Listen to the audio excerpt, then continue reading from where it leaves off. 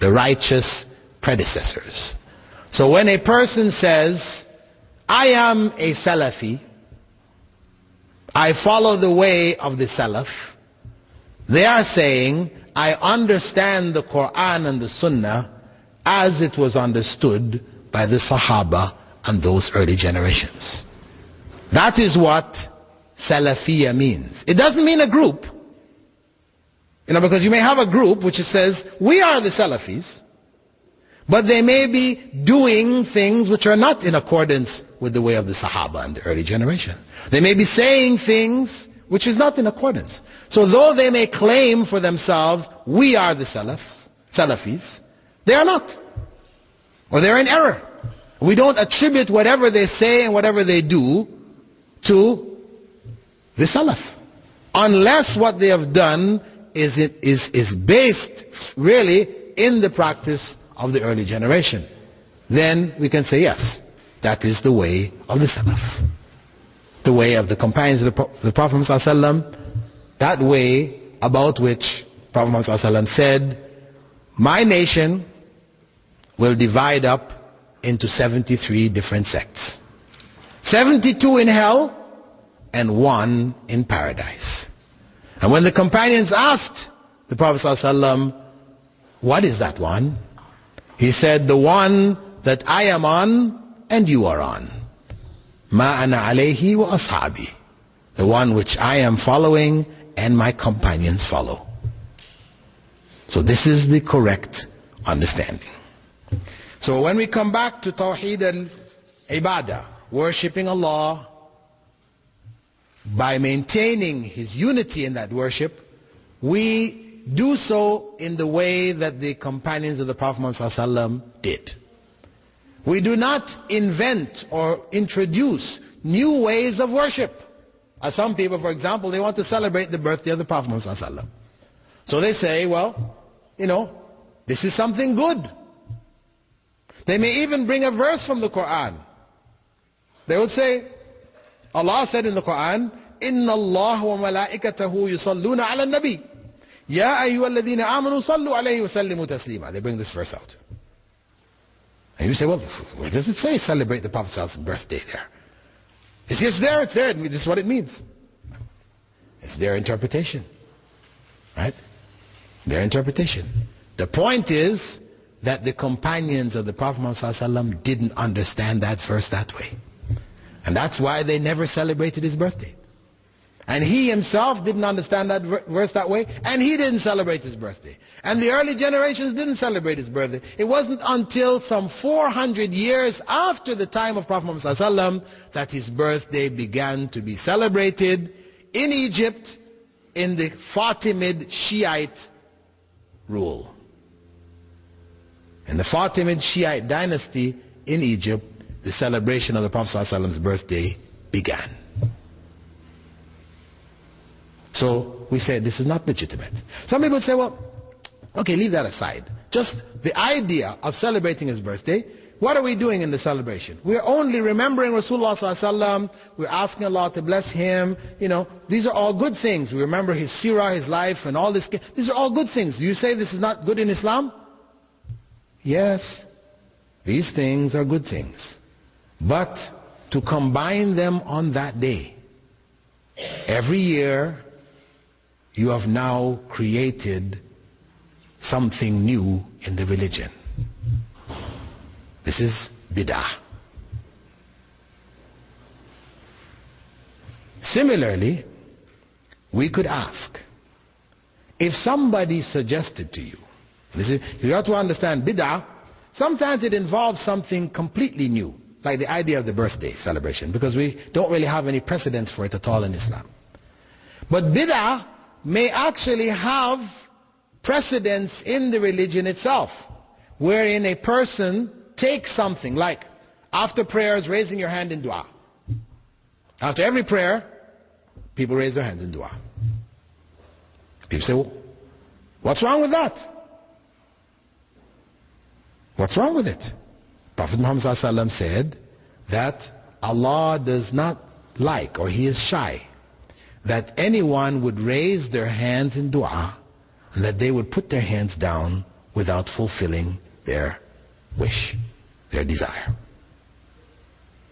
Isn't that imply that we should raise our hands in dua? Prophet Muhammad ﷺ raised his hands in the dua of istisqa, the prayer to seek rain. He raised his hands so high, that's how he did it, they could see his armpits. So here's the evidence. But the point is, we do not find any narration indicating that the Prophet Muhammad ﷺ, after every prayer, raised his hands in dua. People say, this is picky. Why are you going to get so picky?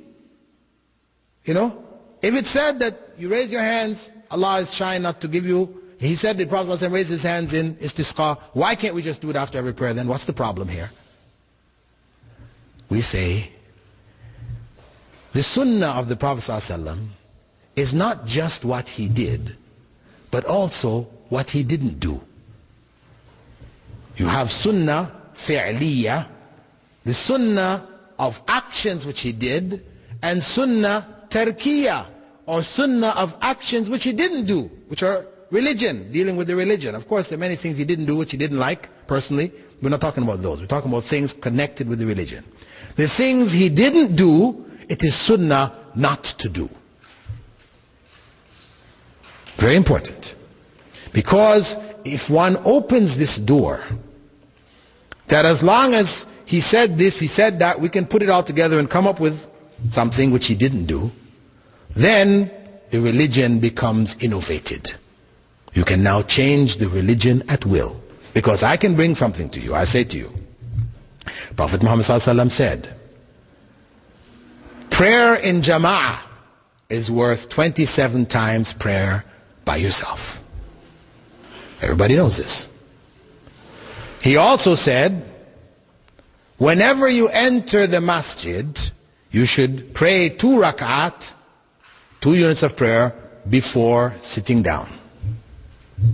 Everybody knows this. Let us put the two together. We come into the masjid, I now suggest to you, let us make tahiyatul masjid in jama'ah.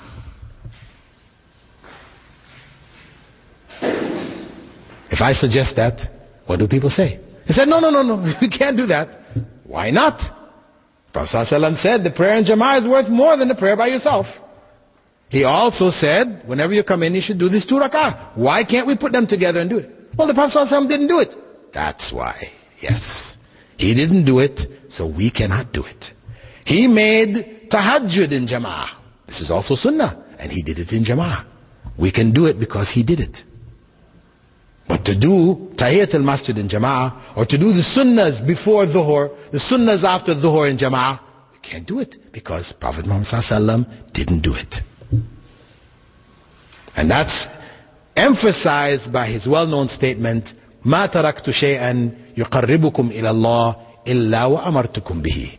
I didn't leave anything which would bring you closer to Allah without instructing you to do it. That's the bottom line. If it's gonna bring you closer to Allah, Prophet Muhammad ﷺ told us to do it. If he didn't tell us to do it, it will not bring you closer to Allah, no matter how good you think this is, how much reasoning you give behind it, it will not bring you closer to Allah. It will take you farther away from Allah. This is the basic principle based on the statement of the Prophet Muhammad ﷺ, Man ahdatha fi amrina ma laysa minhu fahuwa rad. Whoever introduces anything new in this religion of ours, not approved by Allah and by the Messenger of Allah, it is rejected.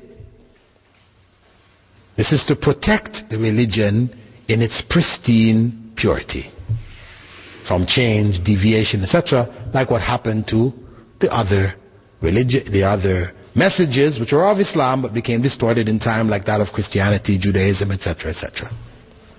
So, when we come to ibadah, we recognize that it means worshipping Allah alone. It should be worshipping Allah with sincerity.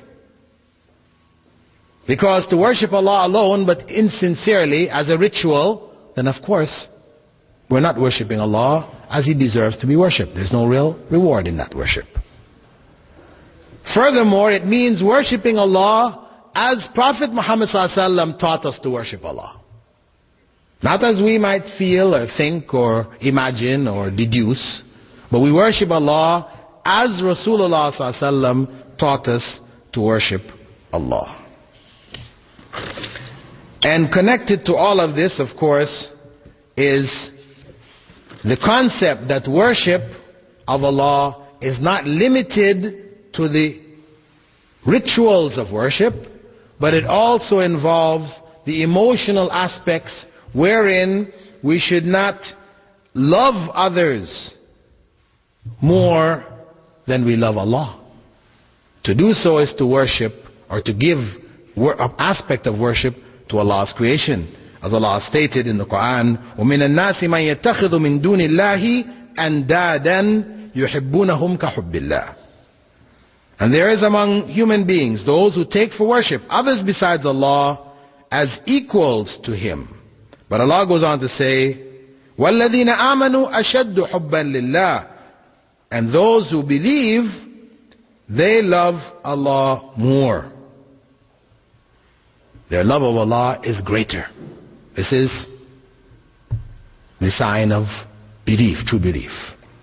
So where our relatives, our children, our friends, people on our job, these people become more beloved to us than Allah, meaning that when they ask us to do things, we will do them knowing that they involve disobeying Allah. Then we have loved them more than we love Allah. Also, it involves putting our trust in Allah ultimately above all other things. It involves fearing Allah above all other things. If we fear the people in our jobs, we might lose the job if we do this thing which Islam requires of us, then we, in that fear others more than we fear Allah. And these are internal aspects of worship. We have the external aspects and we have the internal aspects. And also, when we attribute the right to make halal and haram to human beings, meaning that where Allah has said this thing is halal, then people come along and say, no, it is haram. And we accept that. In this regard, we also have worshipped other than Allah. There's an element of worship here. And of course, some people may say, how, where? Prophet Muhammad ﷺ, he quoted a verse from the Quran on one occasion, describing the Christians and the Jews, saying, اتَّخَذُوا أَحْبَارَهُمْ وَرُهْبَانَهُمْ أَرْبَابًا مِن دُونِ اللَّهِ. They have taken their rabbis and monks as lords besides Allah. This is Surah Tawbah, verse 31. When he said that, Adi ibn Hatim, one of his companions, who was a convert from Christianity, he said, O Messenger of Allah, we didn't used to worship them. We didn't take them as lords. Prophet ﷺ said, didn't they make halal what Allah made haram, and make haram what Allah made halal, and you followed them? He said, yeah, that's true. He said, that was your worship of them. So, worship may involve also allowing people to make haram and halal for us what goes against the clear instructions from Rasulullah sallallahu alaihi wasallam. Sometimes, of course, it doesn't mean each and every instance this may be classified that way, because it may be in ignorance. For example, you have commonly some people following a particular school of thought, they jump up and say, eating shrimps is haram, and crabs, and lobsters. We can't eat these things. We say, what is your evidence? Did Rasulullah ﷺ forbid them? Did the Quran forbid them? No, there's no but. If we don't have the evidence, then we don't have the right to prohibit them. Because all foods are halal for us except those which have been specifically prohibited. This is the principle which governs food, drink, clothing, our dealings, worldly dealings, needs, etc. All are halal except those things which are specifically prohibited. Whereas ibadat, things which have to do with worship, which are specifically designed for worship, all forms of worship are prohibited except those which have been specifically made permissible by Rasulullah sallallahu alaihi wasallam. That's the opposite, to protect it from innovation. So when we come to those kind of issues where people are coming around and saying this is haram, this is halal, so and so, if it goes against what we know from the Quran, from the Sunnah of Rasulullah sallallahu alaihi wasallam, we must ask them for evidence. No matter how great a Maulana or Sheikh or so and so may be, if they're saying this is haram, we must ask them for the evidence. What is the proof? If they can't bring us proof, they're just telling us, well, in my opinion, and in so and so's opinion, and this one's opinion, and that one's opinion, we say, thank you, but no thank you. That basically covers our introduction to aqeedah, usul al-aqeedah. Now, we'll take some questions for about 10 minutes. It's short. We're leaving additional questions to the last session in the evening where we have gone over our allotted time. Normally the sessions we try to keep it within an hour, though some of them are longer than others. Okay, we'll take the first question.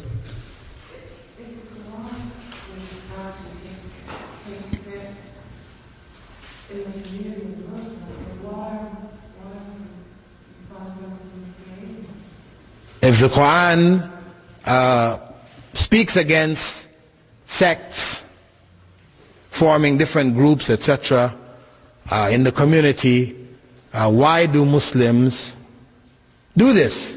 Well, the Quran prohibits drinking alcohol. Why do Muslims drink alcohol? Quran prohibits so many things, but Muslims are doing them. It's just a part of the whole system that though Islam may prescribe one thing,